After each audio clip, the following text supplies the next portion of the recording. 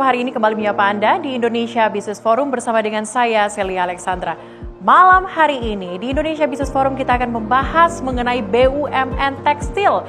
Ini bukan nama baru, pasalnya Indonesia punya BUMN Tekstil sebelumnya dari tahun 1961 dan pilot di tahun 2023. Apa kemudian menjadi penyebab pemerintah setelah 3 tahun membentuk kembali BUMN Tekstil?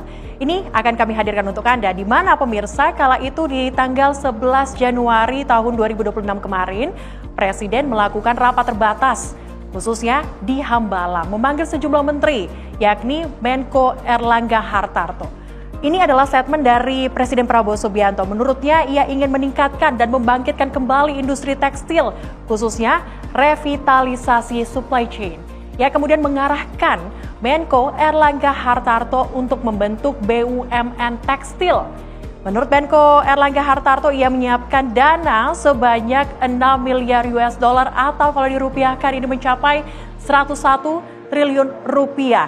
Tujuannya adalah untuk meningkatkan ekspor kita. Saat ini ekspor kita hanya 4 miliar US dollar, akan ditingkatkan 10 kali menjadi 40 miliar US dollar pemirsa.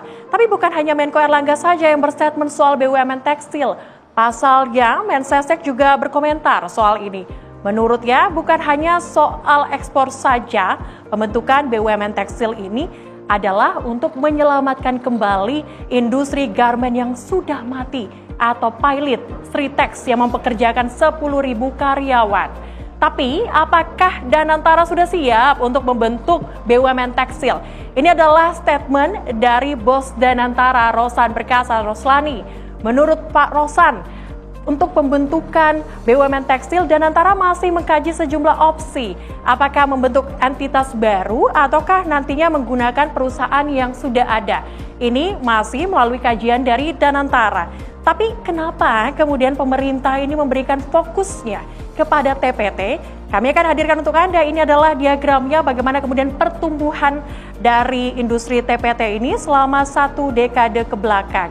Nah, dari diagram ini kita bisa lihat pemirsa di tahun 2015 sampai dengan tahun 2019, ini memang industri TPT ini mengalami peningkatan atau ekspansi terus bergerak naik. Tapi di tahun 2020 sempat terjadi penurunan yang cukup tajam.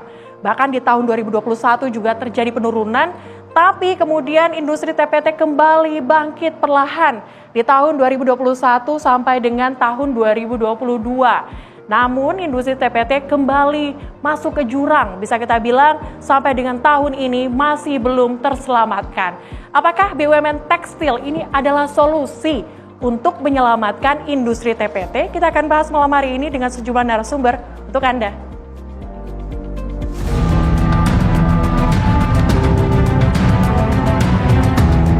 Kita sekarang memiliki satu BUMN yang memang diminta fokus untuk menangani masalah garmen.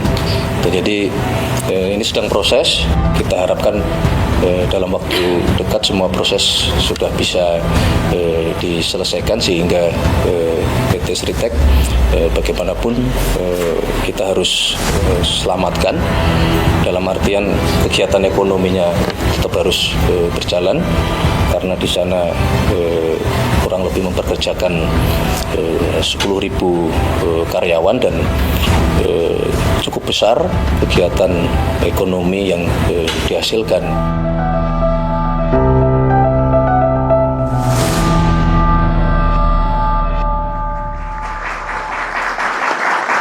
BUMN Tekstil kembali akan dibentuk setelah 3 tahun pemirsa pilot, dan dana yang dipersiapkan 101 triliun rupiah, bukan dana yang sedikit. Kami bahas malam hari ini pemirsa dengan sejumlah narasumber. Saya akan sapa terlebih dahulu untuk Anda. Yang pertama, Profesor Poppy Rufaida, PLT Deputi 2 Kantor Sekretariat Presiden. Selamat malam Bu Poppy. Boleh mic ya Bu? Selamat malam Baik, semuanya. terima kasih sudah hadir Bu Poppy. Dan saya juga ingin menyapa ada Pak Beni Sutrisno, Wakil Ketua Umum Kadin Indonesia. Selamat malam Pak Beni. Selamat malam semuanya. Senang sudah hadir di sini Pak Beni. Kemudian saya juga ingin menyapa Pak Danang Giridra Wardada, ini Direktur Eksekutif Asosiasi Pertekstilan Indonesia. Selamat malam. Pak Danang. Ya, salam sehat semuanya. Oke, baik. Saya juga ingin menyapa untuk Anda pemirsa, Muhammad Dian Revindo, peneliti LPM FEB UI. Selamat malam, Pak Revi. Malam, salam sehat untuk semua. Baik, saya langsung saja ke Bu Popi. Bu Popi ini kalau kita lihat dananya bukan sedikit, 101 triliun rupiah yang kemudian akan dipersiapkan melalui Danantara untuk pembentukan BUMN tekstil. Kira-kira nanti dananya ini mau diambil dari mana dan sejauh ini Prof sudah dipersiapkan sejauh mana sih untuk pembentukan BUMN tekstil? Ya, terima kasih Mbak Sheryl. Jadi perlu kami luruskan beberapa hal terkait BUMN tekstil. Jadi pemerintah ini sedang dalam proses untuk mempersiapkan dan juga sedang dalam proses untuk melakukan kajian visibility tadi. Bagaimana kita melihat industri tekstil adalah salah satu industri yang memberikan kontribusi besar terhadap pemerintah Indonesia. Menyerap tenaga kerja itu sebesar hampir 3,76 juta. Kemudian juga kalau kita bandingkan industri tekstil dan produk turunan tekstil ini berkontribusi juga hampir di industri manufaktur itu 19%. Oke. Jadi ini salah satu alasan pemerintah bahwa negara harus ada di dalam industri ini. Baik. Gitu. Dan kita perhatikan pemerintah sedang mempersiapkan dari dana yang disebutkan hampir 101 triliun itu adalah masih dalam dikaji, rencananya adalah untuk penguatan modal, kemudian juga untuk penguatan value chain, ya, industri terkait dari hulu ke hilirnya, dan juga penguatan untuk ekspor. Karena kontribusi yang luar biasa dari tekstil dan pernah berjaya produk tekstil ini. Karena ada gejolak ya dengan adanya kebijakan Trump dan lain sebagainya. Sehingga pemerintah dengan melakukan kajian-kajian visibility tadi akan menyusun satu roadmap yang akan melibatkan bagaimana industri ini dari hulu ke hilir semakin kuat. Dan itulah salah satu perencanaan yang dilakukan oleh pemerintah melalui BUMN tekstil ini. Oke, apakah ini terus dibahas Bu Popi setelah kemudian statement dari Menko Erlangga Hartarto hingga saat ini? Ya. Ini masih berkelanjutan. Kami baru rapat tadi pagi ya dengan mengundang berbagai kementerian. Kemudian kami berkoordinasi juga dengan lintas kementerian dengan Danantara tentang BUMN tekstil ini. Ya, kemudian juga kami berkoordinasi ya dengan Pak Menteri Rosan yang saat ini bersama dengan Bapak Presiden di London bahwa itu menjadi satu program prioritas yang sangat penting sekali. Karena tadi disampaikan ya kontribusinya, kita melihat mungkin nanti Pak Beni bisa menyampaikan bagaimana dengan adanya tekanan-tekanan dari luar, industri tekstil di Indonesia tidak bisa bersaing dengan produk-produk yang berasal dari luar.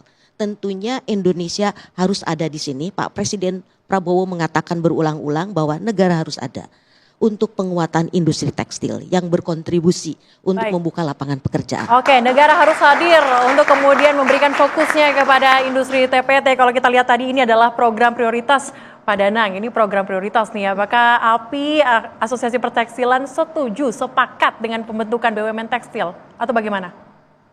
Ya, intinya syukur alhamdulillah lah Presiden turun tangan akhirnya ya. Setelah 2 tahun kita teriak-teriak soal pentingnya pemerintah untuk melihat secara jeli permasalahan di industri tekstil dan garmen. Tapi yang membuat kita syukurnya agak didiskon dengan kekhawatiran besar itu adalah kemudian munculnya kalimat akan dibentuknya BUMN oleh negara terkait dengan tekstil dan garmen. Karena kami lihat kalaupun sekarang masih dalam bentuk visibility study seperti disampaikan Profesor, maka ya kita mestinya masih punya harapan bahwa ujung dari rencana revitalisasi atau rencana penyelamatan ekosistem tekstil di Indonesia ini bukan pada BUMN. Karena sebenarnya kalau kita mau lihat diagnosa-diagnosa yang terjadi di dalam kendala-kendala besar di sektor padat karya kita itu bukan soal industrinya, tapi soal marketnya. Coba lihat bagaimana market dalam negeri kita terdisruption dengan produk-produk impor masuk begitu deras, ya, ilegal, thrifting, whatever namanya itu. Kemudian di sisi ekspor kita juga mengalami masalah besar terkait dengan Trump tarif, ya kan? Jadi masalahnya ada di sisi market. Nah,